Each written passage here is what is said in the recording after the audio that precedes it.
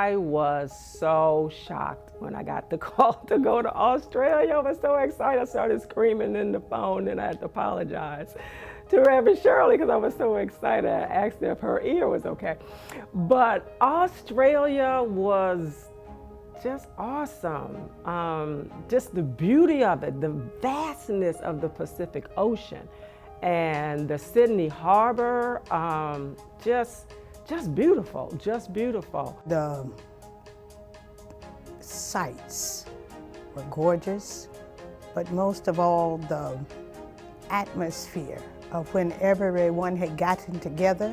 The group, our group, I guess it truly started in Los Angeles by meeting up with Dr. Hickey's team, and everyone there at the airport getting to see each other, new friends, truly say family, talking to each other.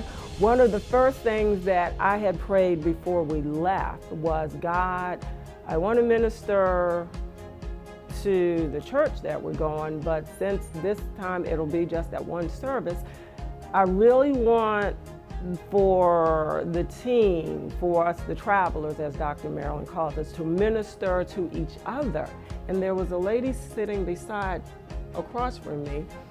Her name was Marilyn, and she kept speaking about, oh, I'm so hard of hearing, I'm so hard of hearing. And I just said, okay, look, I'm just gonna be bold. Listen, if you keep saying you're hard of hearing, you're gonna be hard of hearing. Change your confession. And she says, oh my, you're right, I need to do that.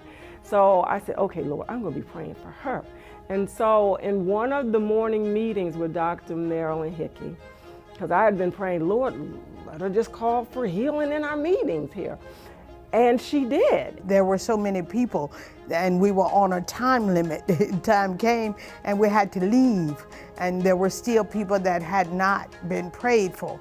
But we know that God is God. He knows all. He answers all. He is the most magnificent Father there is. And after that meeting, the Marilyn that was on the plane, I saw her, and the Lord just gave me the boldness. And I said, come here, I need to talk to you, sit down. And I said, now Dr. Marilyn just said there's healing here for us. God didn't bring us all the way here to just for the healing power to go through us and now minister to us. And I said, do you want to be healed? Do you believe this? So she says, yes. So I said, okay. I'm just standing in the place of Jesus, and he put his hands on the deaf, and he said, Pephata, and then the ear was open. I'm going to do that, and you're going to receive it. So she says, yes. Well, I didn't get a chance to talk to her again until we were on the plane back home.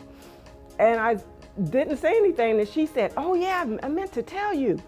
The next morning after you prayed, I heard every single word Dr. Marilyn Hickey said. So I was excited about that. And then the street ministry. It was so exciting. The Mt.Gilead team went out. We were praying and sharing. As we prayer walked on the street, and I began to pass out flyers and brochures, and some people just shook their head no. And I told them, I said, that's okay. I didn't want one at first either. So you don't have to take it. But I continued to. I just felt like, God, I'm just going to do what I do while I'm here. The privilege of praying for others and witnessing to others, as we did pass out tracts on the street, or as we prayed for an individual in the church, just being used by God, not only here, but used by God. He's an omnipresent God. God was using the people, using us, the team, to do what he said in the beginning. We're sent out to the lost. The people were just so warm and receptive. The beauty of the land, the beauty of the people, the ministry at the church, on the street. The name of that church was Inspired, and we were all inspired. And it's my prayer, and I know for me, I'm going to continue to go out and pass those tracts out and share the love of Christ. I always want to thank Bishop and co-pastor for just choosing us, because he really could have chose somebody else. And I know Reverend Wilkins was in agreement with the decision he had made to choose us. And I'm just grateful to it all. And I will never forget it. And as always, I tell Bishop Co-Pastor, thank you, because we were chosen not just by him, but God. This was ordained by God, and I know it.